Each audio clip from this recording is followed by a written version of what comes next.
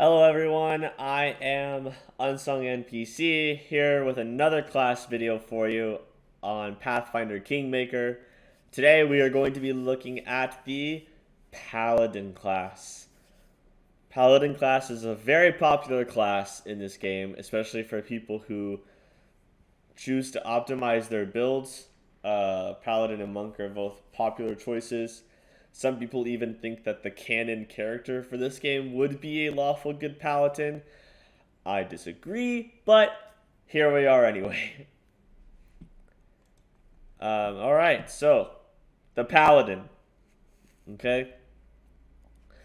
The paladin's stuff is pretty straightforward. It's a lot of the same stuff that stacks, and then you get some bonus powers as you go through, kind of thing. So let's take a look at what they do. First of all, you have to be lawful good to be a paladin, and you have to worship a deity.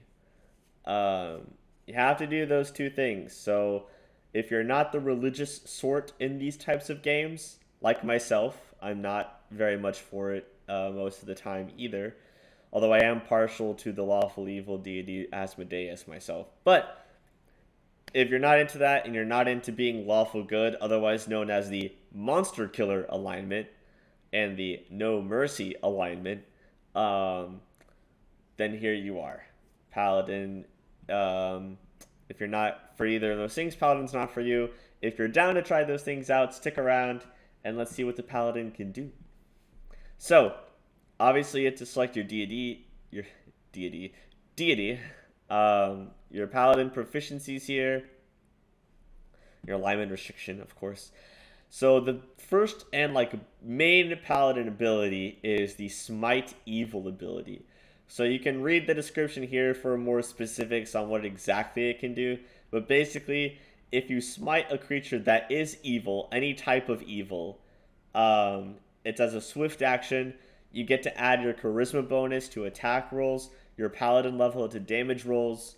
You can bypass DR reduction the creature might possess, and you can also add charisma modifier to your AC as a deflection bonus by against attacks made by the target of your smite.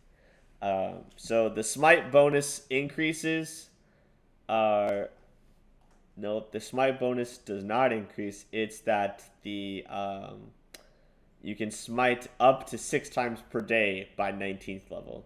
So once per day, twice, 3 times, 4 times, 5 times, 6 times, 7 times. So 7 times. 7 times to smite evil. But it's always going to be just the bonus from your charisma modifier and your paladin level. Divine Grace is getting your charisma to your saving throws. This is the main reason why people like paladins, because adding your charisma to your saving throws is huge for 2 reasons. One, being a charisma-based character is powerful in this game because of the independent persuasion checks you have to make as the ruler of the kingdom, right? There's a couple times where you do have to do persuasion checks on your own. Not a lot, but a couple, and it's nice to be able to take care of those. So having a reason to have charisma on top of that is awesome. One of those ways being adding it to all of your saving throws is also crazy, because in this game, in Pathfinder tabletop in general, saving throws and AC are killer. They are always your first line of defense, and you need them to be high. So adding your charisma bonus to all of your saving throws is intense. And then being able to add that charisma to your AC if you're smiting a character is also a crazy nice bonus. Because those things are all important in a tabletop like this. Because in D&D, I feel like your rolls, your attack rolls, and trying to get the other person first is a little bit more important. And having certain skills and certain spells and whatnot. In this game, since there are so many skills and spells and stuff you can do, your defensive stats are going to be the key thing here. You also get Lay on Hands, which you can use half your paladin level plus your charisma modifier times per day. And you can heal 1d8 hit points of damage for every 2 paladin levels you possess. So eventually 10d8 points of damage. And you can use that on yourself or on other people. You also get Divine Health, which is immune to all disease, all supernatural and magical disease, and including mummy rot, which I don't think I've ever seen in this game, but if it's here, you know, thank goodness that you can be immune to it. There's also the Divine Weapon Bond. So you get to form a bond with your weapon, and it's 1 minute per paladin level, and you gain a +1 enhancement bonus, which eventually becomes a +6 enhancement bonus.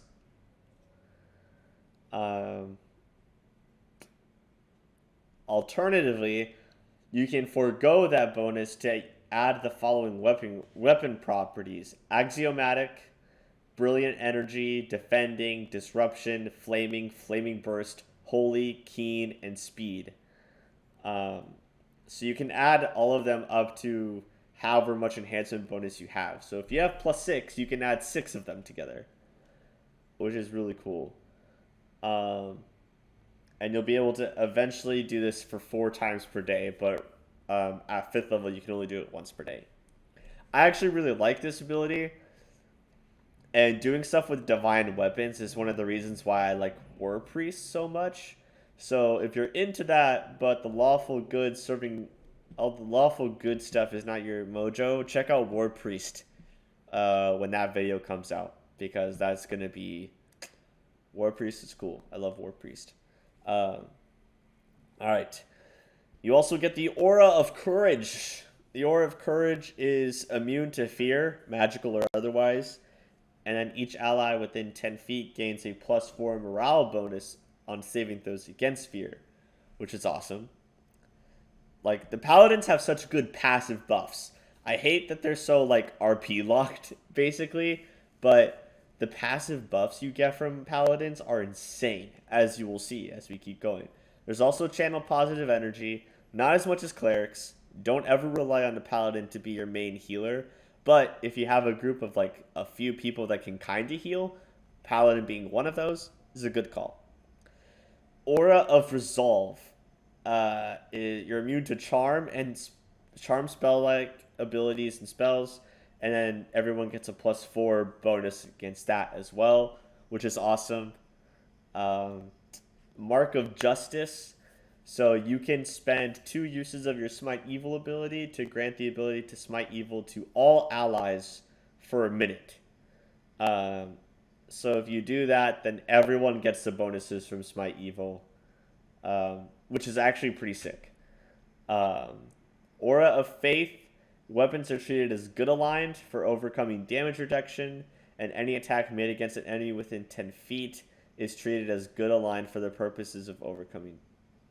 Okay, yeah. Cool. Awesome. Aura of Righteousness. This one's huge. DR5 Evil and immunity to compulsion spells and spell-like abilities. Each ally within 10 feet gains +4 on saving throws against compulsion effects. That one's big. Compulsion effects and charm effects and fear effects are like my 3 biggest things that I'm like, avoid that at all costs. So being able to get those bonuses against all of those is crazy. Crazy good passives. And then Holy Champion, where your DR increases to 10, and whenever you channel positive energy or usually enhance a healer creature, you heal the maximum possible amount. That's when your healing gets sick. I mean, if you're doing 10d8, maximum is going to be 80. You're going to be healing 80, just like, 80 heal, 80 heal, 80 heal. Like, that's like, even for high con characters, I mean, that's going to be like a good chunk of your HP. Like a 4th or a 5th or something. Like, that's pretty solid healing, honestly. They also get these things called mercies, where it adds an effect to the lay on hands ability. So basically, you lay on hands and you can get rid of certain conditions. Um, we can dive into the Paladin after we go over these and kind of see what those conditions are. But they're pretty like standard conditions. And then Divine Weapon Bond additional use. So you have your Divine Weapon Bond stacking up, and these are the additional uses I was talking about, where eventually you can do it 4 times per day. And that's the Pally. The Pally with pals. Yeah. Pretty great stuff if it wasn't so RP locked. I know in D&D 5e, Paladins can basically be any alignment because there's so many oaths that you take. But in this one, you worship a god and are like a paragon of law and good at all times, which is just blech. Next is the Divine Hunter, which for the most part acts as a paladin. Smite evil, divine health, divine weapon bond. You get Hunter Bond, which is where you do it with a ranged weapon. That's the only difference, is that it has to be with a ranged weapon. You get Precise Shot, which is huge, being able to shoot into melee. You get Shared Precision, so whenever you hit a creature with a ranged attack, you grant your allies within 10 feet the bonus of the Precise Shot feat for 1 round. So if you just keep shooting, you'll be doing good. You'll be getting everyone that precise shot feat as much as you can, which is great. Distant Mercy. So Distant Mercy lets you do okay.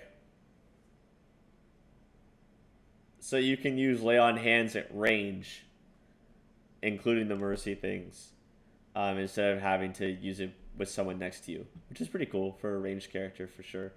Hunter's Blessing. You can expend the use of Smite Evil as a swift action to grant yourself and all allies within 10 feet Deadly Aim, Precise Shot, and Improved Precise Shot feats for a minute. Jeez. Man, with this character, all your other ranged characters wouldn't even have to like waste feats on these feats, because you could just do this all the time. My god. Jeez. Okay, Channel Positive Energy. Aura of Clear Sight. You're immune to blindness. Everyone gets +4 against blindness effects.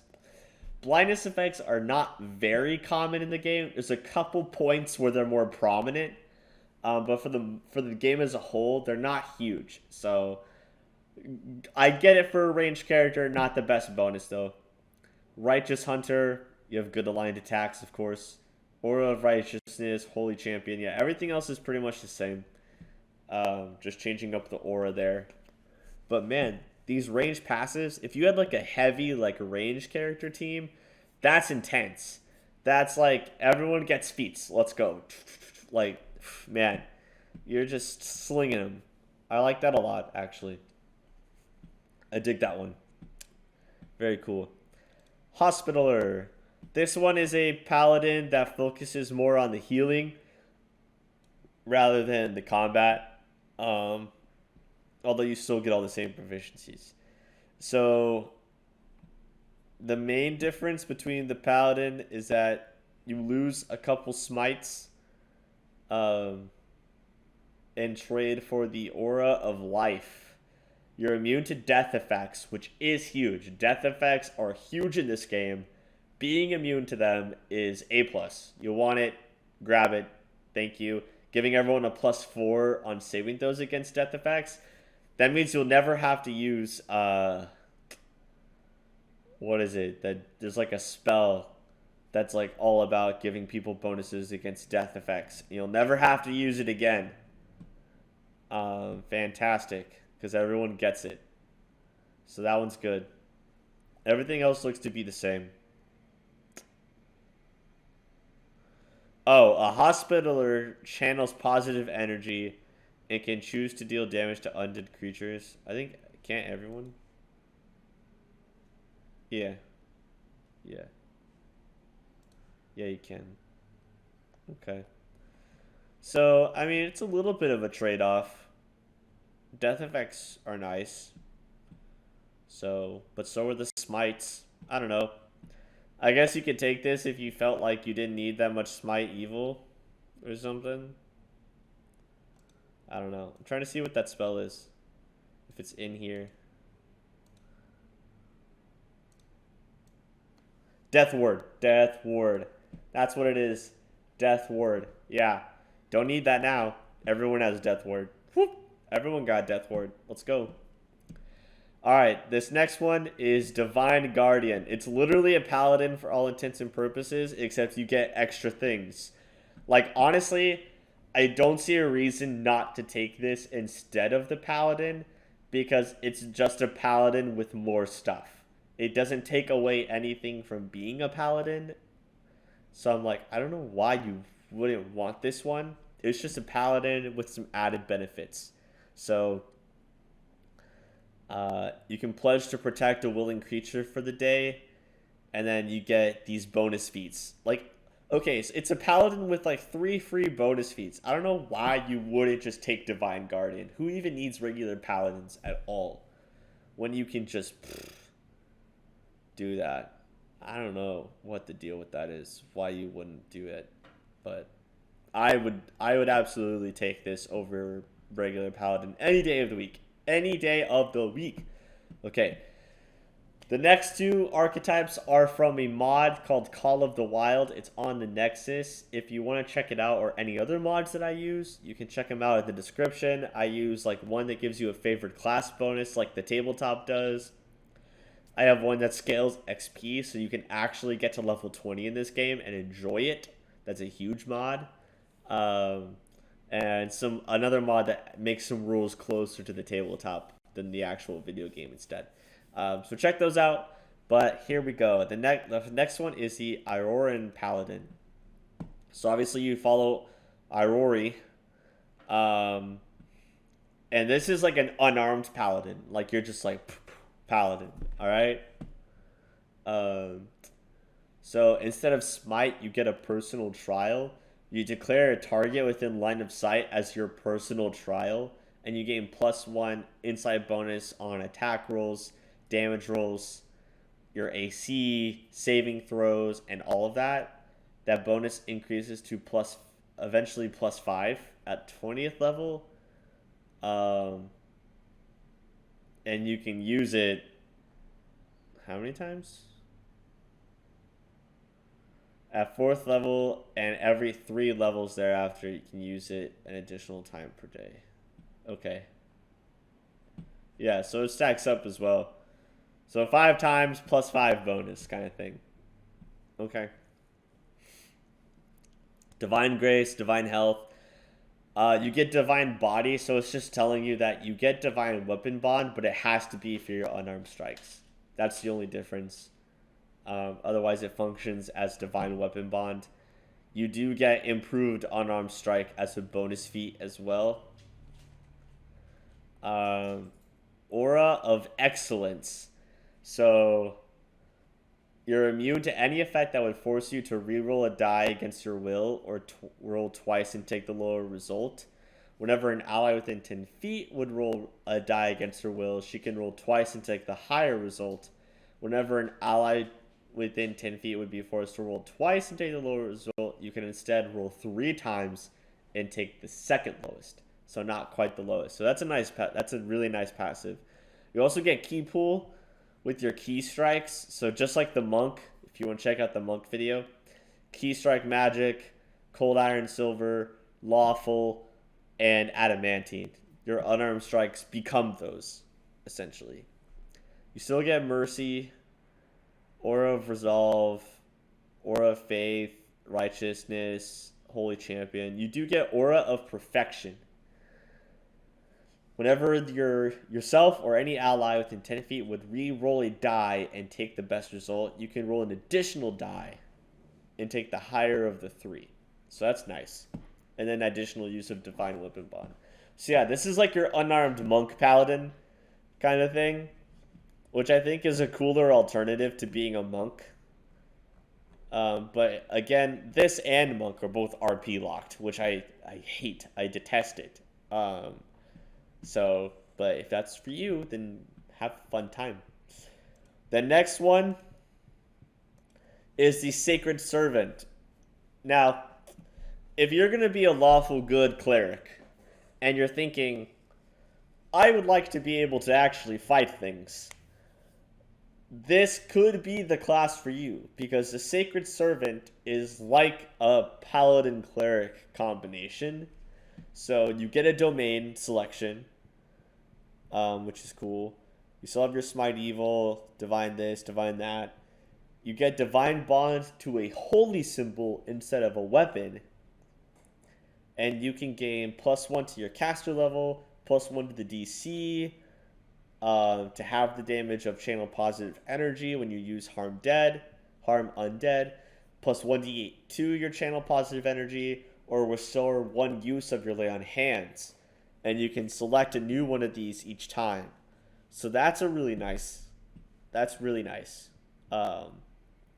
Aura of Courage, channel positive energy, call Celestial Ally.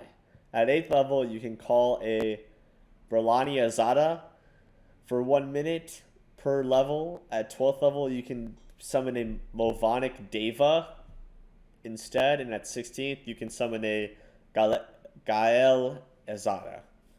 The Azada are kind of like superheroes, superpowered people. So that's cool. Movonic Deva is also sick. So those are really cool. Mark of Justice, Aura of Righteousness, all that. Everything else is pretty much the same. But yeah, it's a little more cleric-y, a lot more focus on your channel energy and your spell casting. So if you're into a cleric and you're going to be a lawful good one anyway, and you want to do that, then maybe Sacred Servant is for you. Their spell list is not nearly as big as the clerics, but you can do some sick healing here. So yeah, that is an option. Okay. We're going to get through this really quick, and I just want to show the mercies here. Iomade, because why not? So that you guys can see what the mercies do exactly.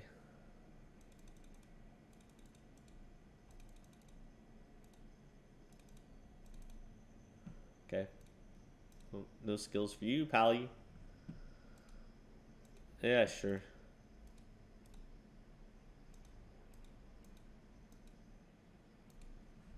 Okay. Yeah, it is. Of course you do.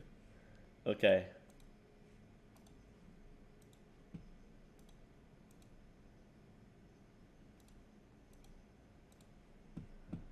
There we go. Mercies. Mercy. Well, won't you release me? Alright.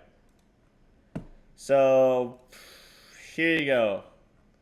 So at first, you can only get rid of people's fatigue, shaken, or sickened condition.